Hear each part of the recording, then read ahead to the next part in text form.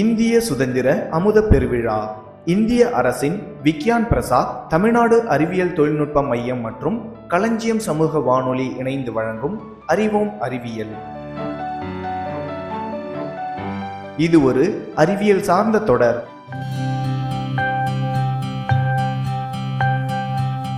இங்கே சிக்கலில் கேவிகேன்னு இருக்குது, அதை பற்றி உங்களுக்கு தெரியுமா? சிக்கலில் கேவிகேன்னு எனக்கு நம்ம தூரமாக இருக்கிறதுனால நமக்கு அது சம்மந்தமாக ஒன்றும் தெரியாது. கேவிகேனா அந்த விவசாயிகளுக்காக ஒரு சந்தேகத்துக்காக உள்ள ஒரு இடம் தானே. நாகப்பட்டினம் சிக்கலில் இருக்குதுன்னு கேள்விப்பட்டிருக்கேன். பட் அதை பற்றி எனக்கு எதுவும் அந்தளவுக்கு தகவல் சரியாக தெரியல. தெரியாதுக்கா. ரிஷி ஹேந்திராவா அது அது இருக்குது. அதில் விவசாயிகளுக்கு வேண்டிய சந்தேகங்கள்லாம் தீர்க்கிறதுக்கு பயிற்சி அளிக்கிறாங்க. அந்த நிறுவனம் கூட நாங்கள் அங்கே உள்ளவங்க எங்கள் ஊர்லேயே எங்களுக்காக சொல்லித்தரேன். நானும் அதுக்கு பயிற்சியில் கலந்துக்கிறேன். விவசாயத்துக்காக உள்ளது அப்படின்னா என்ன தெரியும். ஒவ்வொரு மாவட்டத்துலேயும் ஒரு கேவிகே இருக்குது அப்படின்னு சொல்லுவாங்க. நம்ம மாவட்டத்தில் விட சிக்கலில் இருக்குது. அதில் 6 டிபார்ட்மெண்ட் இருக்குது அப்படின்னு சொல்லுவாங்க. எனக்கு ஆர்டிகல்ஸ் அப்படிங்கிற ஒரு டிபார்ட்மெண்ட் பற்றி தெரியும். அதில் எனக்கு தெரிஞ்சவங்க கூட ஒர்க் பண்ணுறாங்க. அது ப்ரீஃபாக எனக்கு தெரியாது. நான் அக்ரிகல்ச்சர் பேக்ரவுண்ட் இல்லாதனால எனக்கு அவ்வளோ தெரியாது அதை பற்றி.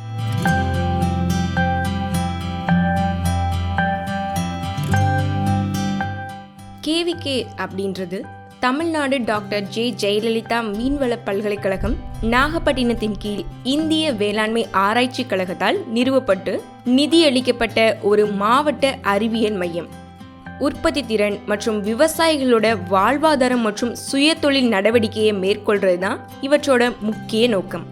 நம்ம நாகப்பட்டினம் மாவட்டம் ரிஷி விக்யான் கேந்திரா, அதாவது கேவிகே 1/8/2004 அன்று சிக்கல் கிராமத்தில் விவசாயம் மற்றும் அதனை சார்ந்த நிறுவனங்களுக்கு வளங்கள் மற்றும் அறிவு மையமாக பணியாற்றுவதற்காக நிறுவப்பட்டது. இது பார்த்தீங்கன்னா பொது, தனியார் மற்றும் தன்னார்வ துறைகளோட முன்முயற்சிகளை ஆதரிக்குது.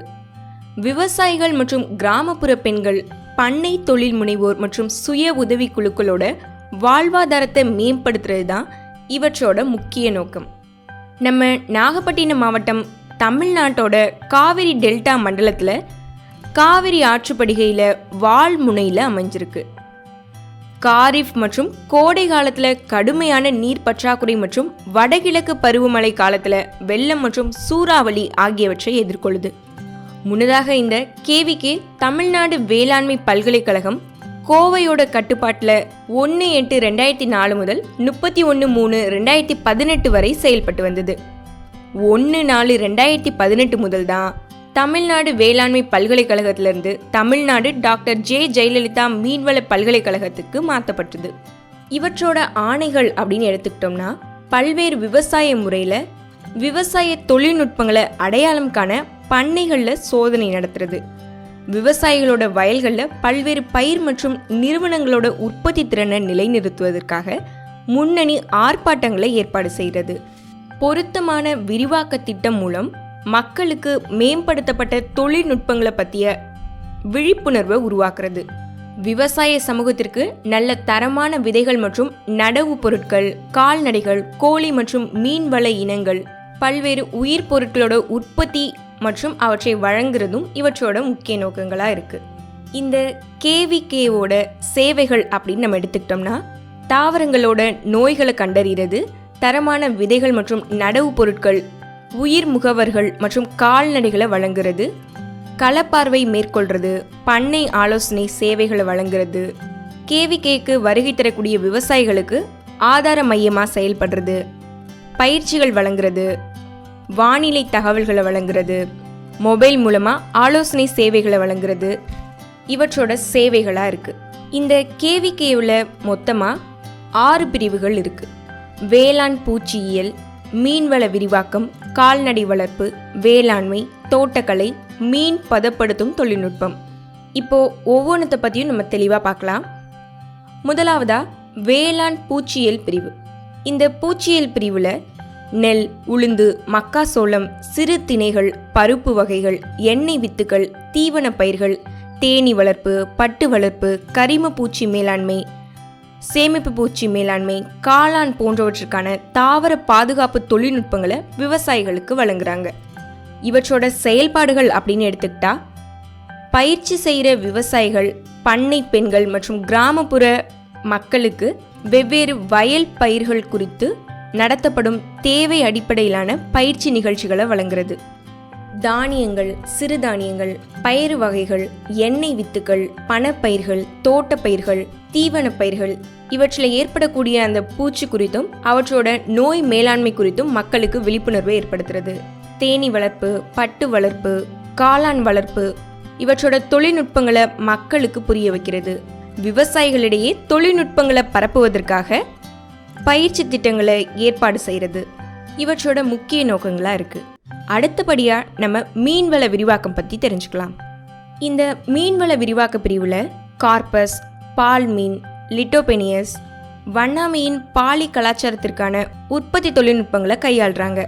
அலங்கார மீன் வளர்ப்பு, கூண்டு வளர்ப்பு, தோட்ட நிலங்களுக்கான ஒருங்கிணைந்த பண்ணை முறை இந்த மாதிரி மக்கள்கிட்ட பிரபலப்படுத்துகிறாங்க.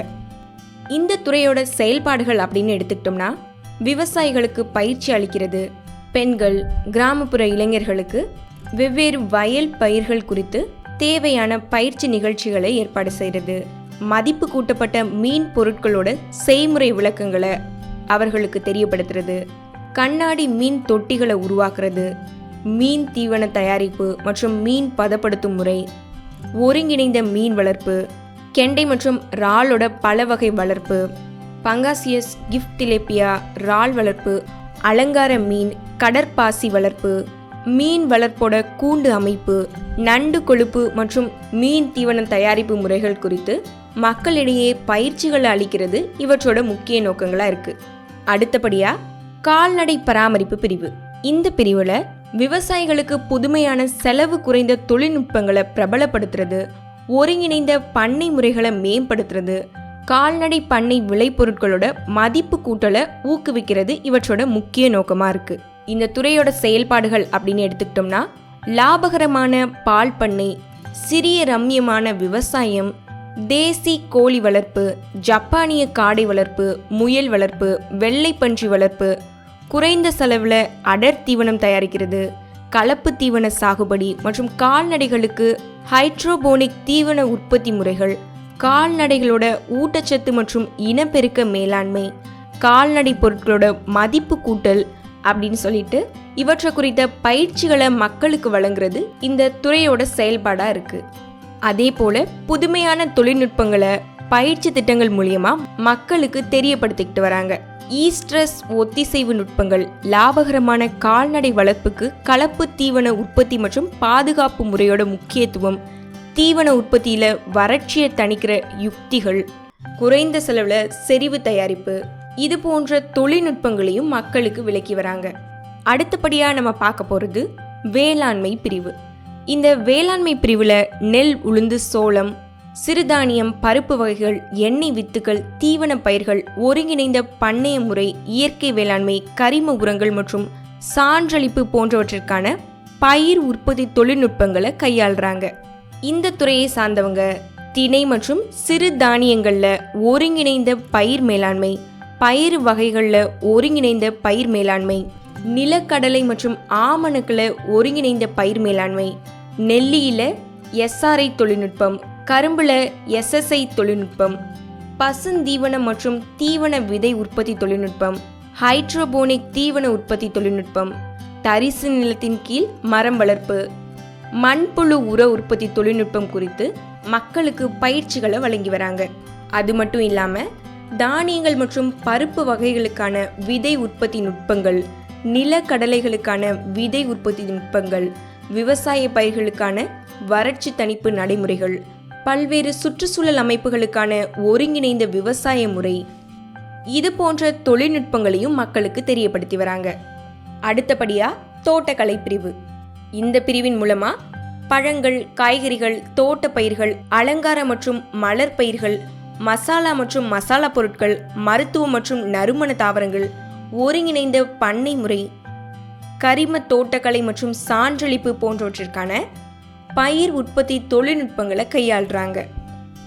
வாழை, மா, கொய்யா, மாதுளை, சப்போட்டா, அமில சுண்ணாம்பு, பலா, ஜாமுன், பப்பாளி மற்றும் பைனாப்பிள் போன்ற பழங்களுக்கான ஒருங்கிணைந்த பயிர் மேலாண்மை நடைமுறைகள், சின்ன வெங்காயம், மரவள்ளி கிழங்கு, மிளகாய், தக்காளி, பிரிஞ்சி, பெல்லாரி வெங்காயம், முள்ளங்கி, முட்டைக்கோஸ், காலிஃப்ளவர், பீட்ரூட், கேரட், ஆண்டு முருங்கை, கருவேப்பிலை மற்றும் அமராந்தஸ் போன்ற காய்கறிகளுக்கு ஐசிஎம் நடைமுறைகள், மஞ்சள், மிளகு, கிராம்பு, ஏலக்காய், ஜாதிக்காய், கொத்தமல்லி மற்றும் புதினா போன்ற மசாலா மற்றும் காண்டிமெண்ட்டுகளோட ஐசிஎம் நடைமுறைகள், ரோஜா, மல்லி, கிழங்கு, நீரியம், சாமந்தி, கிருஷாந்தமம், இக்சோரா போன்ற மலர் பயிர்களோட ஐசிஎம் நடைமுறைகள், தோட்ட பயிர்களோட ஐசிஎம் நடைமுறைகள், மருத்துவ மற்றும் நறுமண தாவரங்களோட ஐசிஎம் நடைமுறை, காய்கறி மற்றும் மலர் பயிர்களோட பாலி ஹவுஸ் சாகுபடி, காய்கறிகள், பழங்கள், அலங்காரம் மற்றும் மலர் பயிர்களோட இனப்பெருக்கம் மற்றும் நாற்றாங்கால் மேலாண்மை, ஆர்கானிக் தோட்டக்கலை, காய்கறி பயிர்களில் கூரை மேல் தோட்டம், அலங்கார தோட்டக்கலை, இந்த மாதிரியான பயிற்சிகளை மக்களுக்கு வழங்கி வராங்க. அது மட்டும் இல்லாமல் தோட்டக்கலை பயிர்களில் விதமான மேலாண்மை மற்றும் பயிர் ஒழுங்குமுறை நுட்பங்கள், பழங்கள் மற்றும் காய்கறி பயிர்களில் அதிக அடர்த்தி கொண்ட நடவு, சீசன் இல்லாத காய்கறி சாகுபடி போன்ற தொழில்நுட்பங்களையும் மக்களுக்கு அளித்து வராங்க.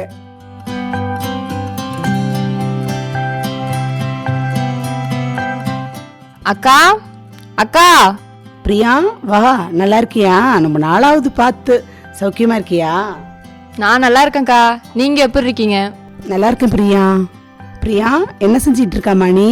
நல்லா இருக்கில்ல? நான் என்னக்கா பண்றேன், காலேஜ் முடிச்சுட்டு வீட்டில் தான் இருக்கேன். நீங்க என்ன பண்ணிக்கிட்டு இருக்கீங்க? வீட்டில் தான் இருக்கேன் பிரியா. இப்போ தான் ஒரு பிஸ்னஸ் ஸ்டார்ட் பண்ணியிருக்கேன். உரம் தயாரிக்கிறதுக்கு ஸ்டார்ட் பண்ணியிருக்கேன் பிரியா. என்ன மாதிரியான உரக்கா? மண்புழு உரம் பிரியா.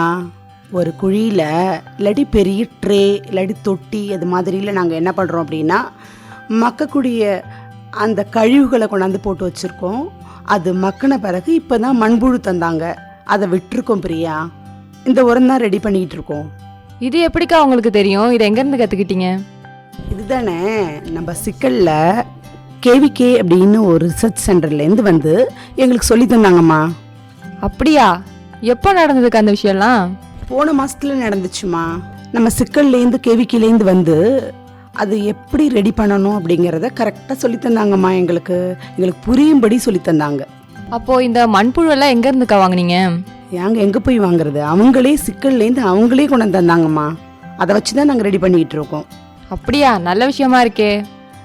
அப்போ அடுத்த முறை இதேமாரி ட்ரைனிங் கொடுத்தா எனக்கும் சொல்லணும்க்கா, மறக்கக்கூடாது. ஓகேம்மா, கண்டிப்பாக உனக்கு சொல்லாமே விடுவேன். கண்டிப்பாக சொல்கிறேம்மா. நீனும் ரெடி தயாராகு இது பண்ணுறதுக்கு. நல்ல விஷயமா இருக்குது, நல்லா இருக்கும்னு நினைக்கிறோம். இது மட்டும் இல்லைம்மா, கால்நடைகளை எப்படி வளர்க்குறது, தோட்டக்கலையில் செடிகள் எல்லாம் எப்படி வேகமாக வளர வைக்கிறது, காய்களை பழங்களை எல்லாம் எப்படி பதப்படுத்துறது, இதே மாதிரி நிறைய ட்ரைனிங் கொடுக்குறாங்கம்மா. நீனும் வந்து தெரிஞ்சுக்கோ. இது மாதிரி விஷயமெல்லாம் இதெல்லாம் நமக்கு தெரிஞ்சுக்கக்கூடிய விஷயங்கள். சரிக்கா, அப்போ இந்த கேவிக்கே இருக்கிறது நமக்கு ரொம்ப யூஸ்ஃபுல்லாக இருக்குது.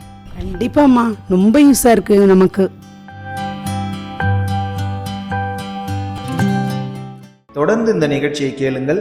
நீங்கள் கேட்டுக்கொண்டிருப்பது களஞ்சியம் சமூக வானொலி பண்பலை 90.8.